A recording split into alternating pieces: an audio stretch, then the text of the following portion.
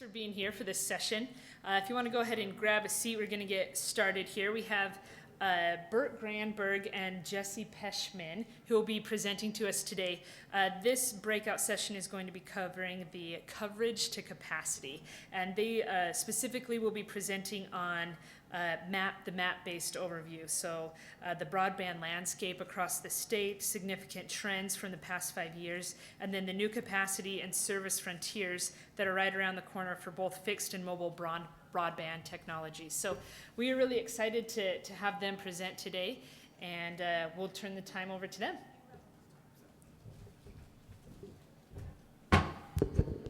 Thank you. Good morning.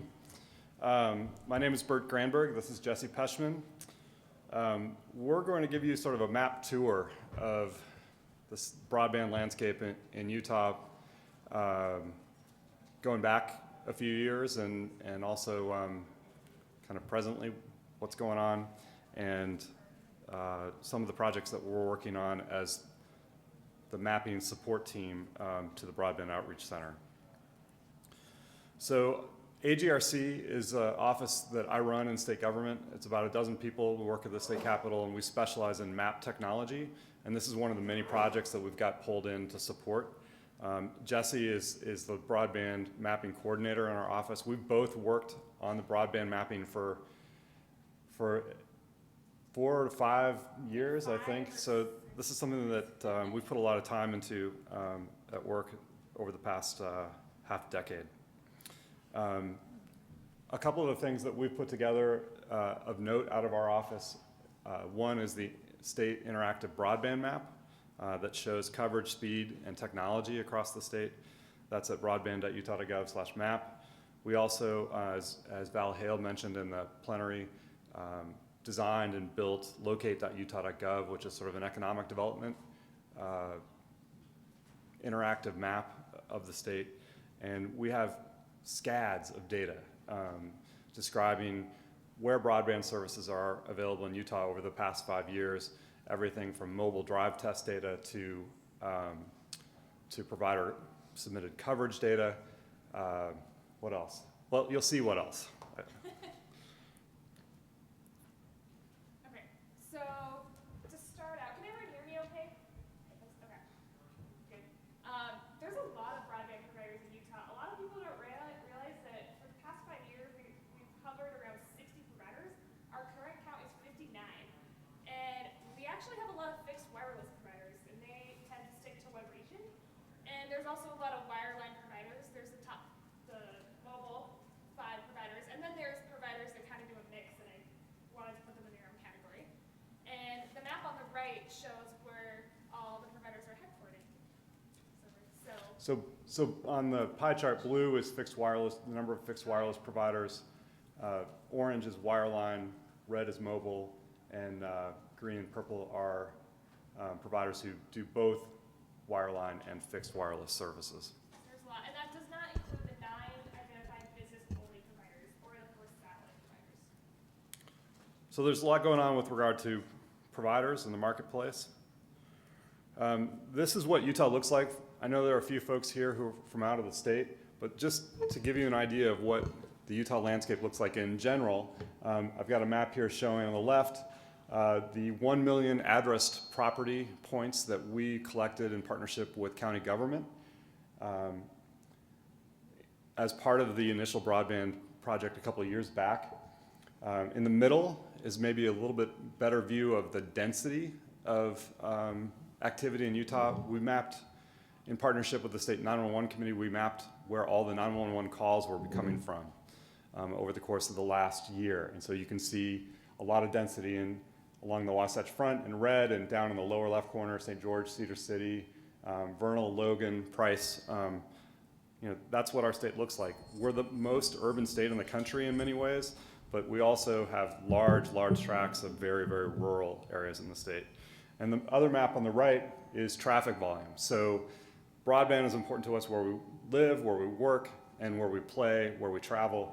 You can see what the traffic volume looks like across Utah State highway system. Okay, now I have a microphone. So this is to give you an overview of where the different fixed technologies are in the state, and also it speaks to the different types of fixed technologies.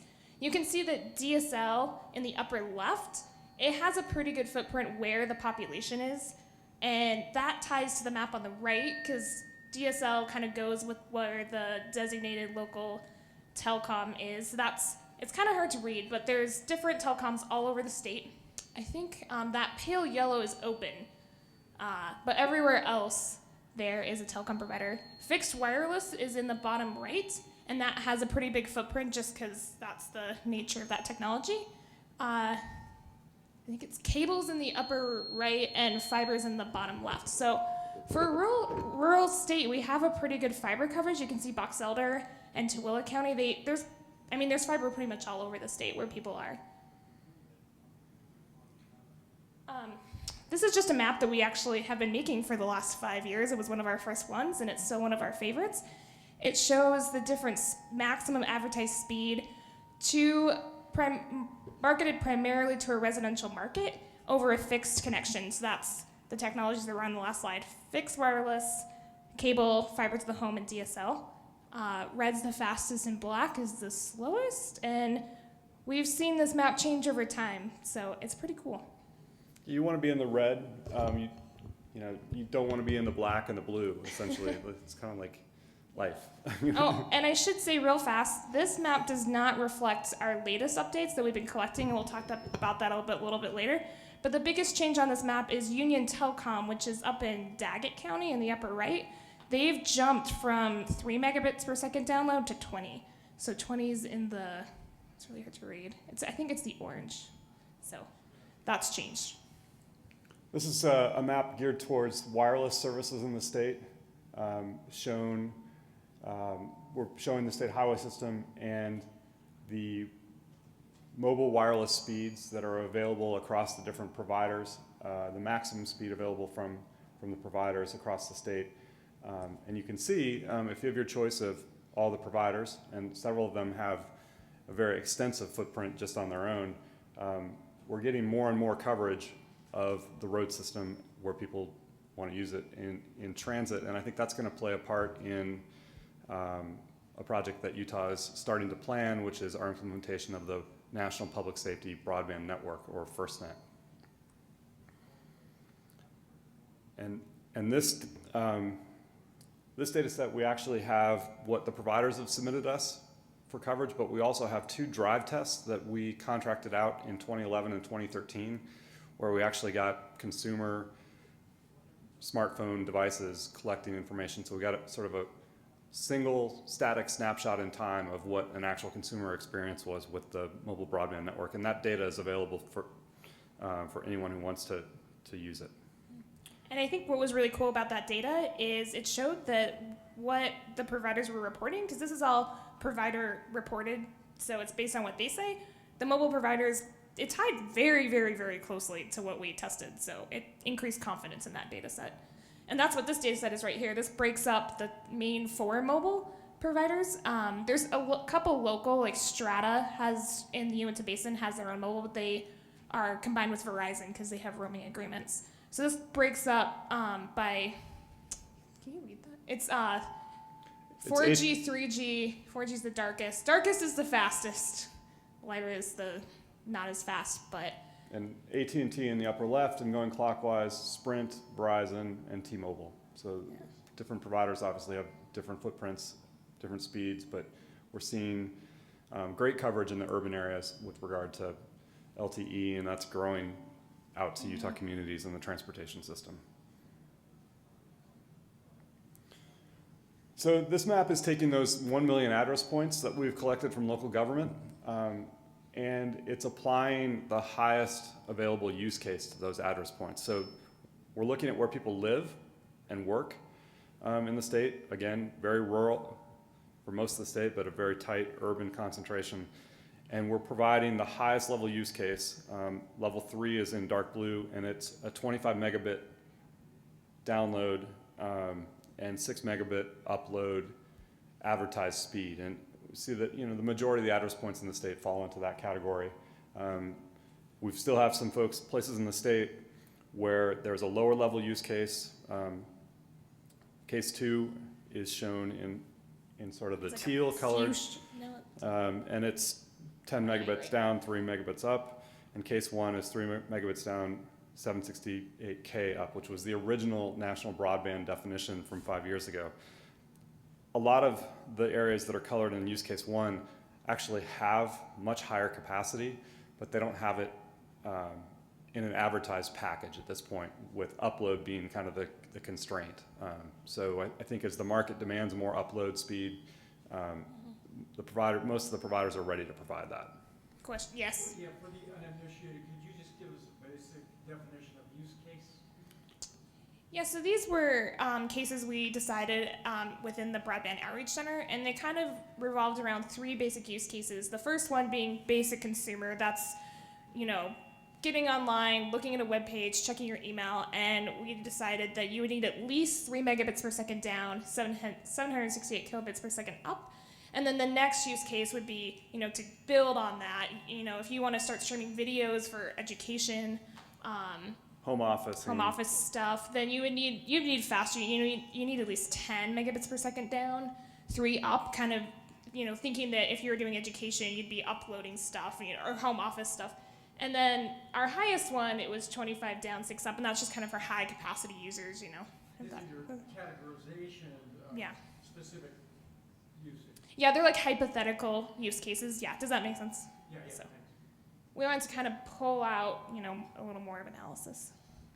So I think there are some areas in the state that are still sort of providing residential service at that case 1 level, but my suspicion is as soon as there's consumer demand for more, I think that the technology is in place to provide higher level packages, and that's true in particular in the Uinta Basin. And the black on this map, they don't even have basic. There's a little bit of black sprinkled in a couple of the rural areas. Yeah, We it's need to kind of point out. down in there in the middle, so. We've also looked at competition, the number of providers within census blocks that provide at certain use case levels. To suffice it, basically to summarize, in the Wasatch Front, there is a lot of competition, and in the rural areas, there's or in some places there's a single incumbent provider, but these are challenging markets to provide services in, and that's why there are these telecom territories and subsidies for providing basic telephone service. So it kind of logically extends to that you would find less competition in rural areas with small markets. And at some point we should run back and get the atlases, because we actually have, I think, 10 copies of an atlas that we put together at the end of our national broadband project that have many of these exact maps in them. Can we talk about? So this Yeah.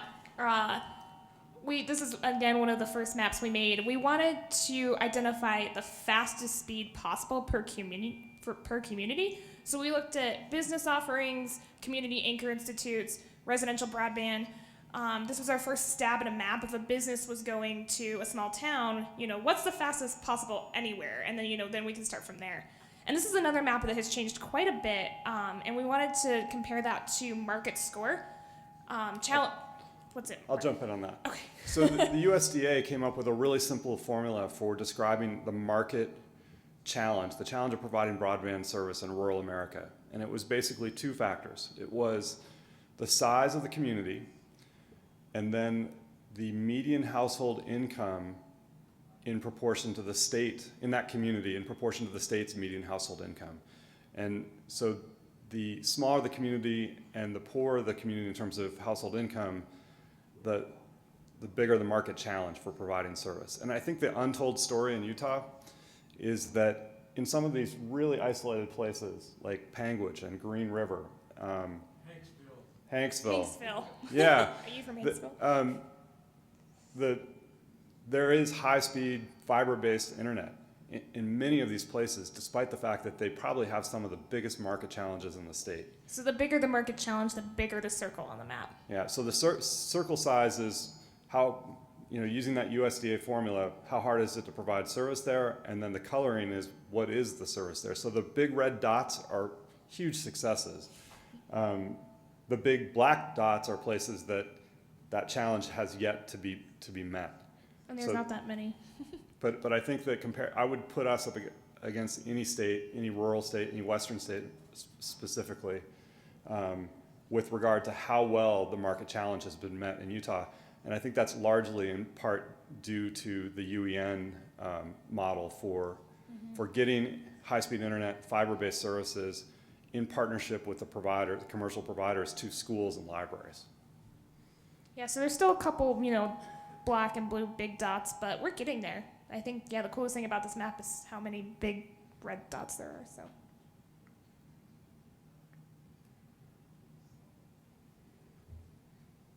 So this map, this is kind of the back end actually of locate.utah.gov. We wanted to figure out a way to figure out where fiber was, but we didn't want to map actual fiber infrastructure lines because it was more important who's in the area and who can actually get to you within a reasonable amount of time.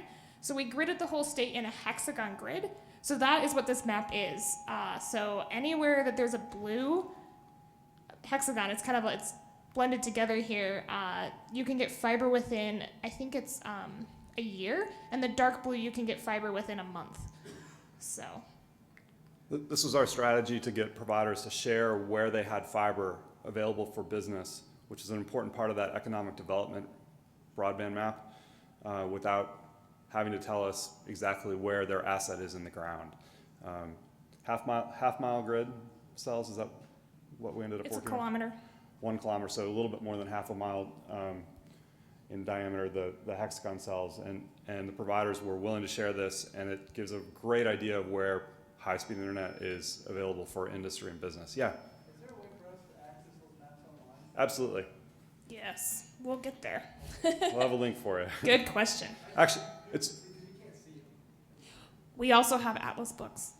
So, actually, broadband.utah.gov, if you go to that site, there's a Maps tab on the right.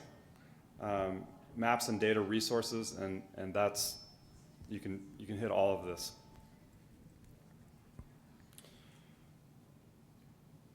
So trends in the last 5 years. As part of the 5-year federal grant to do broadband mapping, there was a tier of speeds that we were asked to work with the providers to map their coverage at. So there were probably like 10 different tiers, the lowest being what I would consider barely qualifies as internet access anymore, and the highest being gigabit speeds.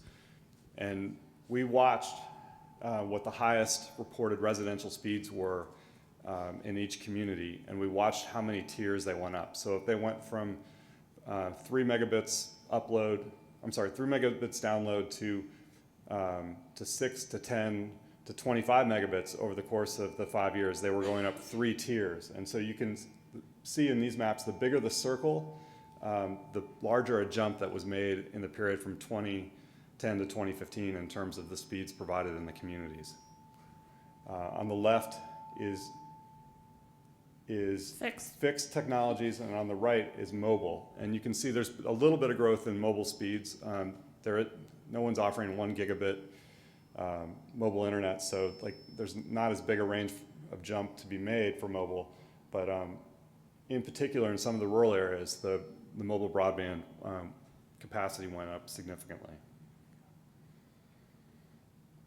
So one of the things that really has changed over the last 5 years is smartphones. When I started this project, I didn't own one, but now everyone seems to own one.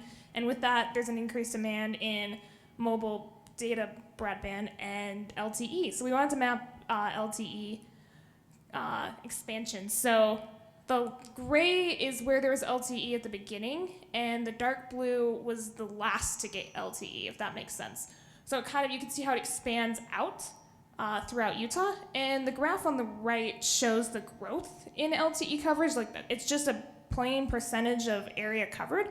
And the bottom line is rural, and the top line is urban. So you can tell that urban's always had a lot more LTE, but rural is really starting to grow. So the first LTE actually coverage in Utah, so that's 4G speeds, coincided with the second, and actually it was the second data collection, but it was the first full data collection that we did statewide.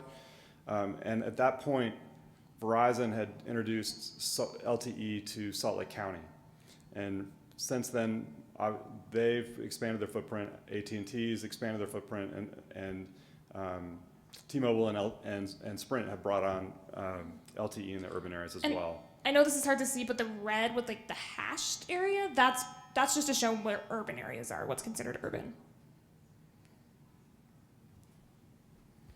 One of the things that we tried to do in the last year of the federal grant was to put together a simple metric that showed how Utah's broadband capacity was increasing. And we kind of had mixed luck with this, but we took the data that we had over the 5 years of the project, and we assigned each 6-month period a overall speed score for the state, an LTE coverage for the state, technology diversity score, and a competition score. So how many competitors are in different markets in the state. And this was an interesting exercise. I'm not sure we came up with something that was terribly meaningful, but to summarize, we didn't see a lot of growth in terms of competition. I think that has to do with how many entrants there were in the urban markets to begin with, and how hard it is to compete in the rural part of the state. We didn't see a lot of diversity in terms of the different types of technologies offered. I think it's kind of the same story there, but we did see steady growth in terms of LTE and also in terms of just overall speeds offered to consumers. And that's what the trend line is across the top.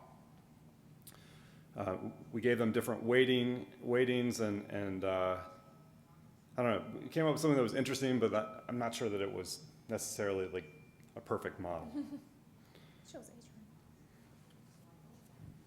Okay, so this map, we wanted to dig down into where the underserved and where the unserved are. So to define underserved, it's a little hard to read, but underserved is you have above 768 kilobits per second download, is that right?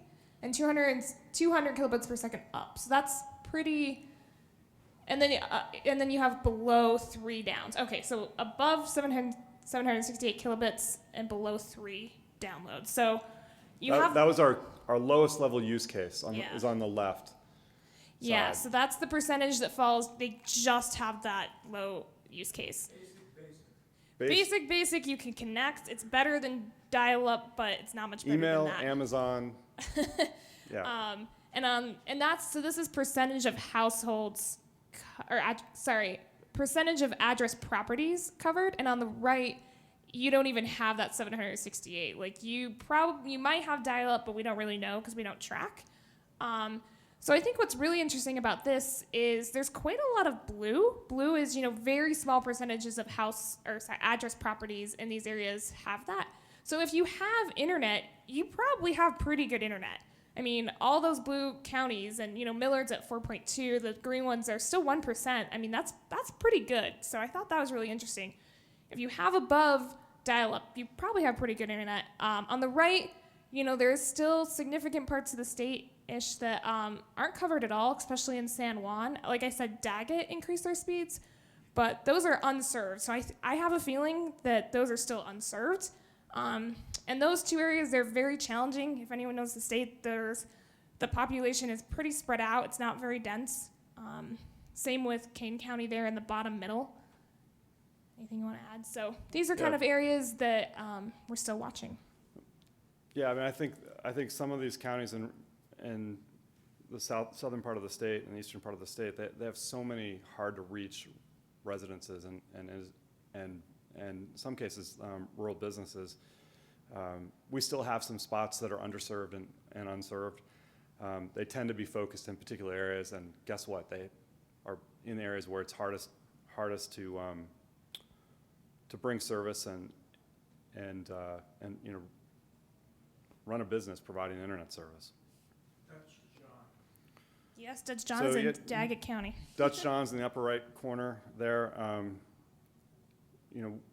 The latest data submission that we just received a month ago isn't reflected in these maps, but the providers is claiming that they've significantly upgraded the service there. So I think that's they've good upgraded the news. service, but I don't think they've actually expanded. So, which is awesome. So that was all fixed. I think that's a good point. I don't think that concluded. Okay. So earlier, very early in this year, in January, the FCC announced a new goal with regard to broadband, and basically they said everyone should have 25 megabits down and 3 megabits per second up. And so we put the address properties that we had, the million-plus address points, to work, and this map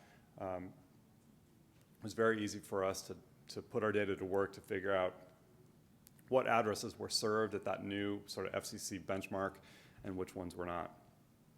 So the bluish is covered and the orange is not covered.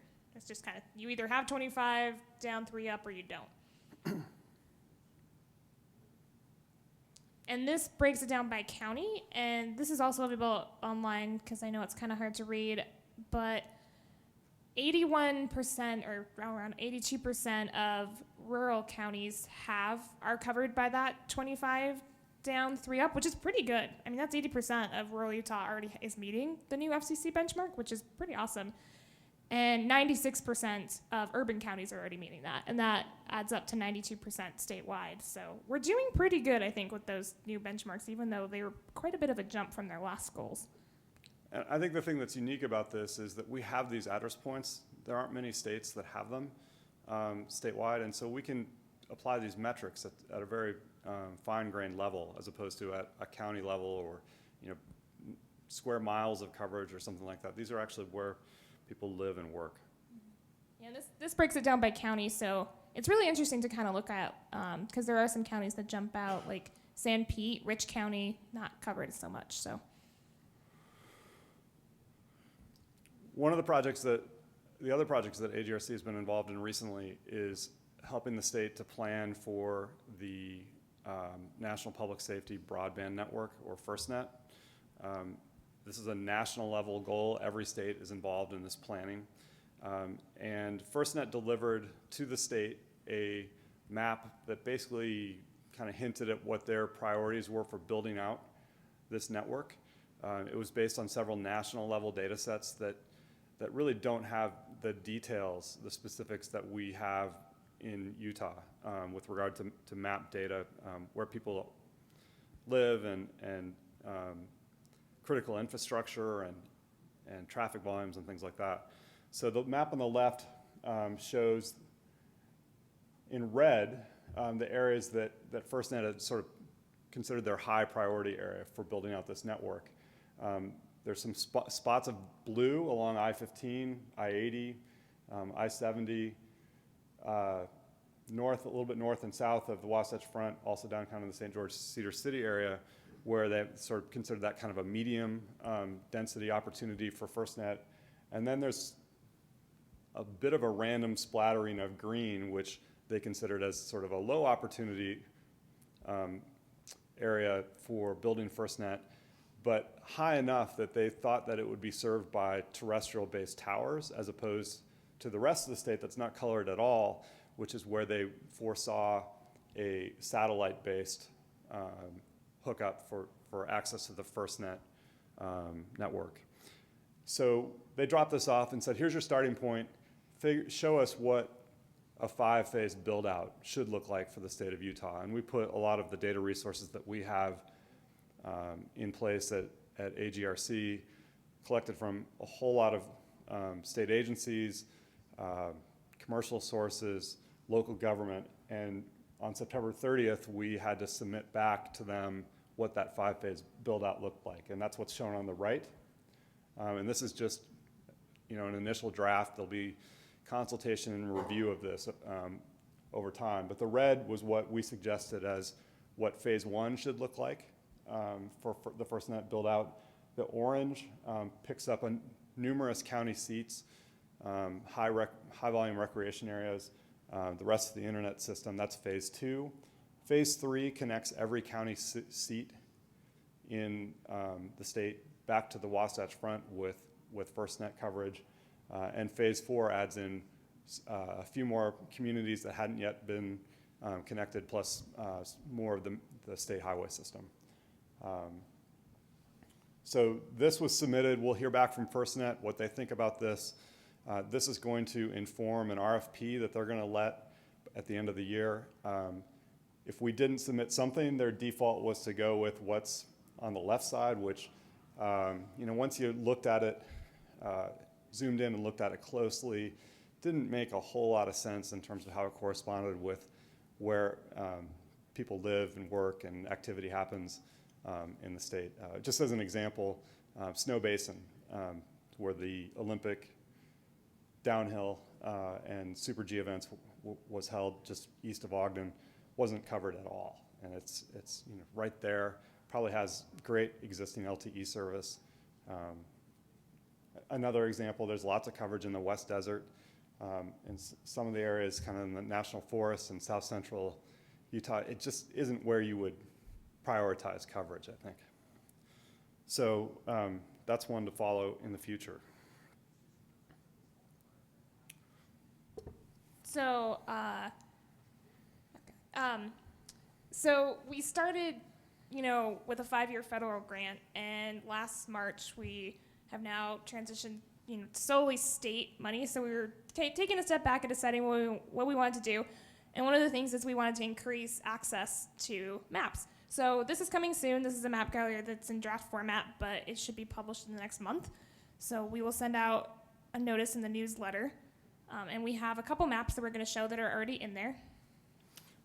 One of the things we did about 3 or 4 years ago is we started something called Map of the Month, where we would take the data that we'd received, combine it with other map data, and put together some real kind of quick and dirty analysis. A lot of the maps we've shown you so far were products of that sort of Map of the Month blog post series that's on broadband.utah.gov. And we've got about 10 copies remaining of the Atlas document that we put together. But the intent is to basically have this Atlas self-contained within the map gallery. And keep it updated. Yeah, we wanted all those maps of the month were kind of getting buried in the blog, and we wanted to put them on one spot along with those maps that we've been making all along. So. One of the recent maps of the month that we did, we took a database that the BLM had. It was just a spreadsheet essentially that had the township range and section, and a section's about a 1 square mile area that the BLM owned. They owned the land and they'd permitted for communication sites. So this is just a spreadsheet. It's got a bunch of township and range location. No one had ever visualized it, so we mapped that. We took that spreadsheet and joined it up to the map data that we had for sections in the state, and we're able to create a map of permitted communication sites that the BLM already had on record in a database that was very difficult to see and search. Which the red is the authorized section, and the yellow is all BLM land. There's a lot in Utah. So many of these already have existing communication facilities on them. Others do not, but have received some sort of an approval for one to be built in the future. So we wanted to get more into where towers actually are. We got pretty excited after making that last map. So we had an idea to go in and look at high resolution aerial imagery and look for towers, just from the air like that. And we started with looking at those sections where the BLM had authorized towers. We also looked at the Utah Communications Authority's data set. And we also looked at the FCC registration because they have coordinates for where their towers are too. So we went, we had about 10 of us that got together and looked all around the state and started this. It's kind of a big project. So it's not done yet, but it's getting there. And one thing that was really helpful is where there might be a tower. The FCC maybe registered it, a while ago and it's not there anymore. We looked, if we didn't see where a tower was, that's blue. So those are all, we don't see a tower. Orange is, we found a new tower, and green is the UCA data, the Utah Communications Authority. And that data set's pretty good. We know there's a tower there. So there were 10 of us. We called this a mapathon. We used an online technology that let people work simultaneously in the same project using the 6-inch aerial photography. And we spent 1 hour on it. The idea was, how far can we get if we divide this out into areas and work on it for an hour? And I can't remember how many sites we found, but it was, I think, about It was over 400. 400. And the idea was, there are existing data sets out there, commercial, otherwise, but there isn't a complete data set of where the communication facility sites are in the state that's public domain that can be leveraged in any way that we want to use it. So it's a simple data set, it's a simple idea. We'll probably find time to spend another, 15 person hours on this and complete our survey of the state. And this is And this is something that the State Broadband Advisory Committee suggested as a activity to pursue. So we feel like we've tested the concept, it went pretty well, and we'll probably round it out in the next month or so. Yeah, we had also gotten requests from agencies interested in critical infrastructure. Like fire people, they need to know where that is. So. Right, the wildland fire people in particular were interested in knowing where the tower sites were so that they could prioritize saving Not them, letting them defending burn. them in case of wildfire. Yeah. Is that something you want in collaboration with all the counties? No, but we could expand it. We figured that we would do it with, we brought some folks in from public safety, state public safety. Kelly and Chris from the Broadband Outreach Center participated. We just did it as sort of a trial. This was 2 weeks ago. Yeah, and I think the idea is that we figure out how to keep going. But that's a good idea. I think if you contact each, county commissioner or Because they would know where they are, huh? know where they are, Yeah. county, instead of you driving foot out there to know what there may not be. Or looking through the trees in Daggett County. Yeah, I mean, us driving out there is really at our desk with the mouse looking at aerial photography and using these reference data sets that as a starting point. I think the time to involve the county commissioners is to say, here's what we found in a matter of a few hours. What'd we miss? Yeah. So this is another cool map that we made recently that I just wanted to throw in here. This is percent of, this is households, because this was a national data set, that are covered with at least that 25 megabits per second down, so that new FCC threshold. So you can see that Utah is doing really well. Utah, the darker, we're close to 100%. We have a lot of households covered, and we kind of stand out in the West. We're similar to the New England states with coverage, which is really interesting because, as you know, Utah has a lot different geography than New England. Alaska's not doing so well. Okay, so as I was saying before, we finished the 5-year NTI grant, and one of the things that we knew early on that if we continued with state funding is that we wanted to maintain our own data of where broadband is. The FCC is continuing a data collection on residential availability, but they're sticking to the census block level. And if you've ever seen the census blocks in Utah, you know that census blocks can get really large in rural areas, and that's a lot of our state. The biggest census block is 900 square miles. So it's not helpful to know that there's broadband in that. So we wanted to make a data set that's more granular and still work with the broadband providers. And I think the FCC is using census blocks for a lot of their policy decisions, and having a more granular data set of where coverage is and speeds and technologies in the states allows us to respond to FCC announcements for how they're going to deal with particular issues. I mean, it gives us some ammunition to fight back and say, you know what, that doesn't really work for Western states. You're doing it at too coarse a level to do it right. And we've already put that kind of concept to work a couple of times in the recent years from requests from the Broadband Advisory Committee. So having a little bit more detailed data than what the federal side is doing to drive their policy really puts us in an advantage in terms of suggesting that they tune that to better meet Utah's needs and probably also some others in the Western U.S. So we're going to change from census blocks to actual coverage footprints. And the other thing we're changing is we were stuck with speed tiers before. So, those speed groupings, if you had 8 megabits per second down, you were put in the 6 to 10. But now we're actually mapping the actual maximum advertised speed that a provider is advertising. That's going to be a pretty big difference. And we're still going to do a twice yearly submission, but one of those is going to be a little softer, not as. We did our first sort of state-only data submission in partnership with the providers in September, and we got I think we got probably the highest level of participation that that we've had in the project. So that was really good to see. The next slide has stats on that. Yeah. We'll be updating broadband.utah.gov/map, which is the interactive map that lets you filter on provider, technology, and speed across the state. Lets you click on any location in the state and see the list of providers that are providing services at the specifications that you provide.